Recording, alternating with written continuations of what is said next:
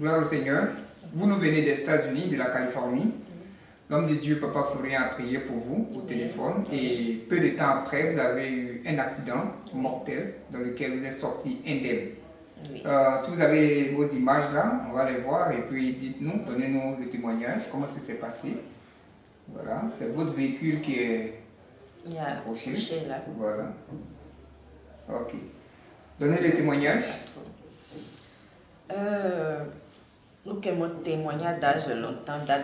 Depuis 2010, je suis tombée malade comme ça. Et puis bon, mon frère qui va dans une église dans leur prière, ils ont vu ça. Et je suis allée voir des hommes de Dieu qui ont prié pour moi, tout ça. Et ok, je me suis mariée. Après ça, je suis rentrée en Amérique. Depuis je suis rentrée en Amérique, j'ai un grand magasin, un magasin africain où je vends un peu de tout. Et ma maison est juste derrière le magasin. Et moi, j'ai mon fils qui est allergique aux animaux. Parce qu'il a l'asthme et trucs, donc on n'a pas d'animal à la maison. Mais c'est chez moi les chats dorment. Donc, tous les chats du quartier, c'est chez moi, ils font la réunion. Derrière la piscine, ils font la réunion à la maison. On les chasse. Les enfants même, quand ils voient les chats, ils ferment la porte, ils disent « Maman, il y a quelque chose que... » Donc, un soir, je partais au travail et il y avait 2 chats à l'avant dans mon front yard. Et j'étais là, j'ai dit au chat là, vous là, ce que vous êtes venu chercher ici là, le Dieu de Papa Florian va vous donner ça matin là, la nuit là. Je vais au travail, je reviens demain matin parce que je travaille la nuit. Je travaille de 20h, de 22h et je descends à 8h du matin. Que je vais au travail, Dieu de Papa Florian va vous donner ce truc là. Et je suis allée au travail. Mais au travail, j'étais toute fatiguée, je ne me sentais pas, je passais mon temps à dormir, c'est que je ne faisais pas. Et même quand j'ai fini le travail le matin, je faisais mon report. Même sur le truc, j'avais sommeil, j'étais là, je somnolais. J'ai fini, je suis montée de la voiture. De ma maison à mon travail fait 30 minutes de conduite. Et j'ai pris ma voiture. J'ai somnolé tout le long du trajet, de ma maison, de mon service jusqu'à ce que j'arrive où j'ai fait l'accident. Et même, à chaque fois que j'arrive à un feu, quelque chose me réveille. À chaque fois que j'arrive à un feu, quelque chose me réveille. Et il y a un toax, la rail. Les rails, quand je suis arrivée au bout là, je me suis réveillée. Et moi-même, j'ai dit, c'est quelle histoire de dormir ça? Depuis là, ça là, si c'est pas Dieu qui me suit, moi-même, peut-être que je serais morte. Sur les rails là encore, je continue de dormir, ça là, un train allait venir me ramasser. Et après les rails, il y a un feu. Après ce feu là, le feu qui suit, encore dans mon sommeil, je suis partie. Je me suis réveillée en tout cas avec les 4 roues en l'air. Et j'entends là-bas, oh mon Dieu, et comment vous appelez ça, le airbag est sorti. Et ça m'a cogné, c'est comme ça que je me suis réveillée. Puis j'ai crié, oh mon Dieu, je suis morte, je me suis tuée. Et les gens, il y avait un gars avec son fils qui conduisait après moi, qui courait, et ils ont essayé d'ouvrir la porte sur mon côté, ou le côté portier chauffeur. Et le monsieur disait, are you okay? Et j'étais dans la voiture. J'étais là, ils ont essayé d'ouvrir la porte, faire tout, ils n'arrivaient pas. Et de là, la voiture était en arrière, de toute façon, c'était renversé. Et j'ai vu la lumière, une lumière qui est... Je me suis dit, je ne me suis pas rendu compte de tout. Je me suis dit, le soleil là aussi brille. Pourquoi dans ce... Parce que la lumière est rentrée et parce que j'avais ma ceinture encore. Et la lumière est juste venue se poser parce que quand tu fais un accident, que tu te réveilles automatiquement, c'est un panique. Donc quand je me suis réveillée, je dis non. Moi, je regarde, tous mes membres sont bien, mes pieds ne sont pas coincés. Donc je me suis dit, ok, je suis bien. Donc quand la lumière est venue se poser sur ma ceinture, j'ai enlevé la ceinture. Et automatiquement, la même lumière s'est dirigée sur l'autre porte, le portier passager. Et j'ai ouvert tranquillement, je suis sortie et je me suis arrêtée. Et le monsieur qui courait là, parce que j'ai cogné près de 4 voitures à la fois. Et le monsieur qui est arrivé, son fils qui me demandait, « Ah, ça va bien, ça va ?» Je dis, oui, je vais bien. « Tu as le vertige, on va te donner un bonbon. » Je dis, non, je vais bien. La dame qui avait son magasin que j'ai cassé, elle avait un Lexus même qui était garé en bordure, là, que j'ai cassé. La dame ne se souciait même pas de sa voiture. Elle me disait, viens t'asseoir ici, on va te donner. Ils ont appelé l'ambulance, tout. Chez nous, là-bas, quand on t'appelle l'ambulance, tout ça, là, il faut te dire que tout ton salaire du mois, là, c'est parti comme ça. Tu as au moins 3 ou 4 mois comme ça à ne plus manger. À ne plus manger. Et je leur ai dit, je ne veux pas monter dans l'ambulance. Je n'ai rien, je suis OK, je sais que je suis bien. Et la dame, la dame qui a le magasin, elle me dit, Dieu t'aime, hein? Et je lui ai dit, je sais. Je dis, I know. God love me. Je dis, I know. Je sais, Dieu m'aime. Elle dit, parce que cet accident que tu viens de faire là, si ce n'est pas Dieu, ton Dieu que tu pries là, qui t'a enlevé de cela, quand on met sur 100% là, il y a au moins 99 personnes qui vont mourir dans cet accident. Et toi, tu sors, au moins va à l'hôpital. Je dis, je n'irai pas à l'hôpital. Je sais qui je suis et je sais qui je prie, je n'aurai rien. Les gens disent, quand tu vas arriver à la maison, tu vas sentir la douleur. Tout. Je dis, Je suis allée à la maison. Ils ont appelé les pompiers, ils ont appelé tout le monde, ils ont fait leur constat, ils ont tout. Mon mari est venu me chercher. On est allé prendre la voiture, j'ai récupéré tout parce qu'ils avaient emmené la voiture à la casse. Je suis allée récupérer tout, mais je suis allée à la maison. J'étais couchée là, mon téléphone sonne, c'est ma mère qui m'appelle. Elle dit, ça va? J'ai dit, oui, ça va. Ça va bien? J'ai dit, oui, maman, ça va. Elle dit, ok, je t'appelais pour te saluer, pour voir comment tu allais, tout. Elle est où? Au village. Je t'appelais, j'ai dit, non, je vais bien, parce que je dis à mon mari, cet accident que j'ai fait, ne dis à personne.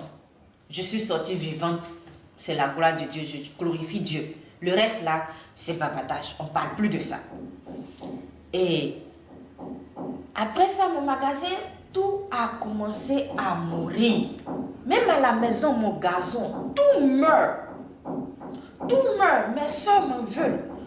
Ma soeur qui est en France, qui me dit, toi là, parce que ma maman, c'est pas une mère de cœur qui vraiment prend ses enfants. Comme tu as l'allemand qui protège leurs enfants. Maman n'est pas comme ça. Nous tous, on est vraiment loin d'elle. Et c'est moi, sometimes, je lui apporte un peu d'argent, je m'occupe d'elle. Et ma soeur me dit, toi là, toujours ma soeur me dit, c'est toi qui envoies l'argent à maman. Et puis elle prend pour payer sorcellerie. Que nous là, tous, me voici, je suis en train de mourir, tout. Je dis non. C'est ma maman. Si je ne fais pas, qui va faire? Je fais ça parce que c'est ma mère. Moi, je ne sais pas de quoi vous parlez. Ça commence. Je ne sais pas de quoi vous parlez. Que c'est ma maman. Elle me dit, faut faire attention parce que pour toi-même arrive. Écoute, arrête de lui donner l'argent et tu vas voir. J'ai dit, ok. Pourquoi tous mes frères et soeurs m'en veulent? Parce que je m'occupe de maman. Ok, je vais arrêter un peu, je vais voir. Et j'ai arrêté d'envoyer de l'argent à maman. Et ma maman qui m'appelle. Depuis là, tu ne m'envoies pas l'argent. Je dis, maman, moi-même, ça ne va pas chez moi. Ta fille qui te dit, ça ne va pas chez elle, que je ne me sens pas bien. Elle ne se soucie pas de... Moi, je dis, ça ne va pas chez moi. Elle me dit, moi, je vous ai mis au monde. Vous m'envoyez l'argent, je vais manger. Tu ne veux pas me donner l'argent, la honte que vous êtes en train de mettre sur moi. Je dis, mais maman, je te dis que ça ne va pas. Quand tu as ta fille qui te dit que ça ne va pas, au moins que Dieu te fortifie. Je vais prier pour toi. Toi, tu ne dis pas ça, c'est l'argent seulement qui t'intéresse. Elle dit, tu vas voir, ce que vous êtes en train de me faire là, vous allez me payer. Je dis, ok maman, just au revoir.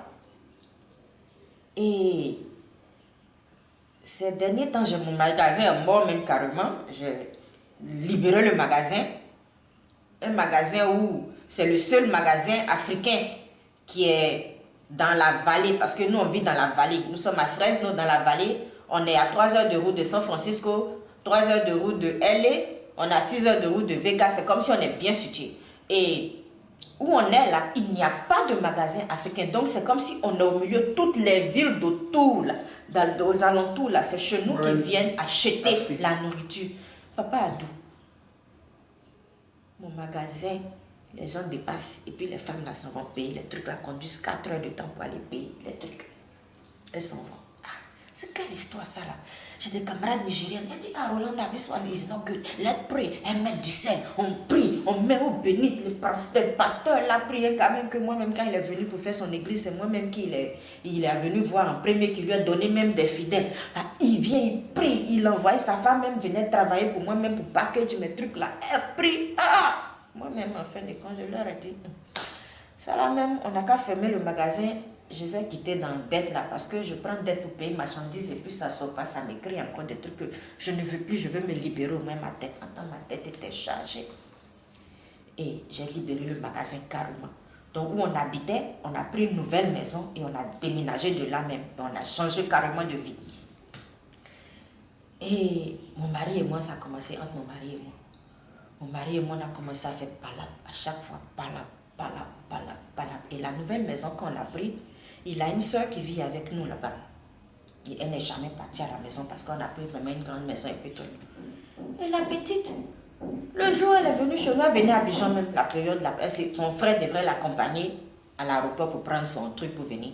Elle rentre chez moi.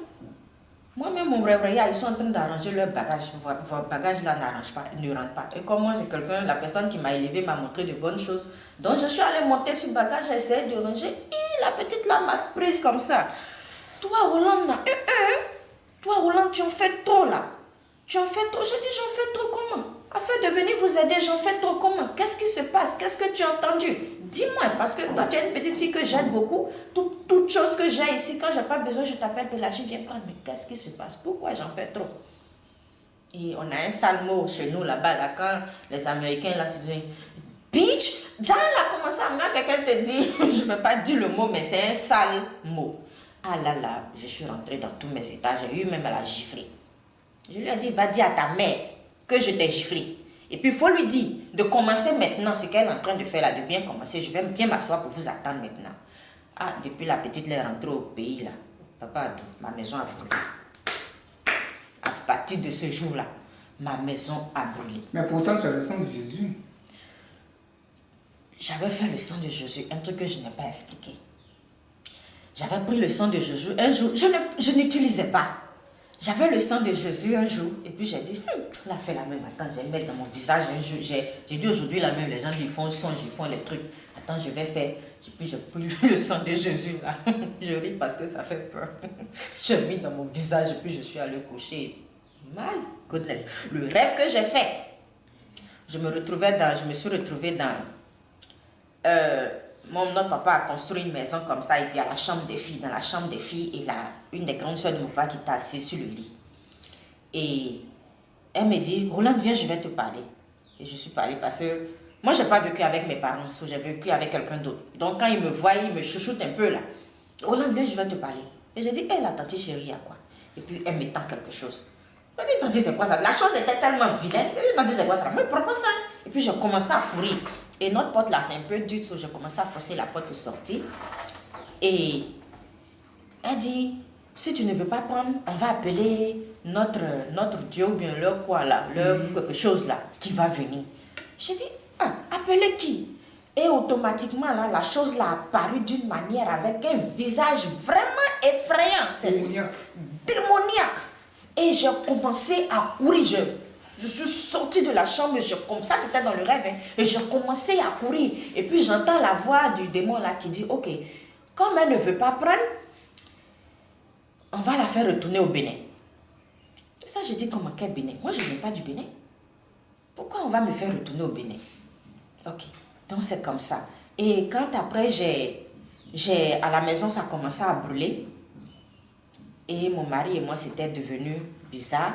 Mon grand frère qui est ici, qui m'appelle, il me dit, Roland, c'est chaud, hein. Je dis, il y a quoi? Il dit, cette année-là, si tu ne fais pas attention, tu risques de partir. Quand je te dis de prier, là, arrête tous tes trucs, là, donner l'argent à la vieille, arrête, il y a beaucoup de personnes sur toi.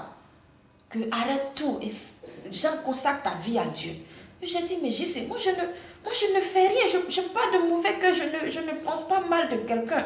Que truc, il dit, tout ça là, c'est trop long, tout ce qu'on veut, il faut que tu viennes au pays. J'ai dit, j'ai un business que j'avais créé, pour prendre les enfants orphelins, m'occuper des enfants orphelins. Et avec mon mari, le business est bloqué, c'est un business qui était bien payé, et le business est bloqué. Et j'ai dit, je n'ai pas d'argent actuellement.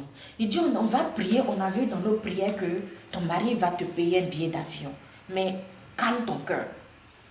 Et dans leur prière, tout mon mari qui fait le rêve.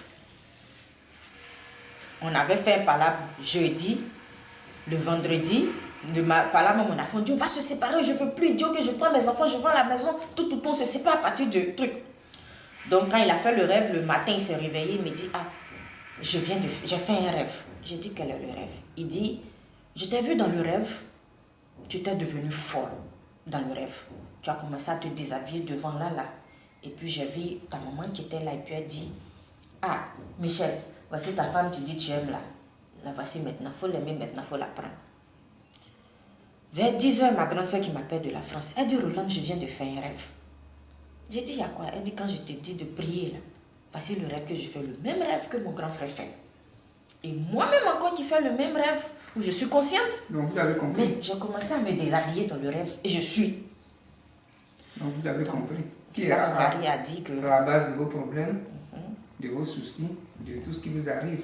Yes. Voilà, donc c'est avec ce sang de Jésus là, que vous allez fermer la gueule de tous ces lions. Au nom de Jésus.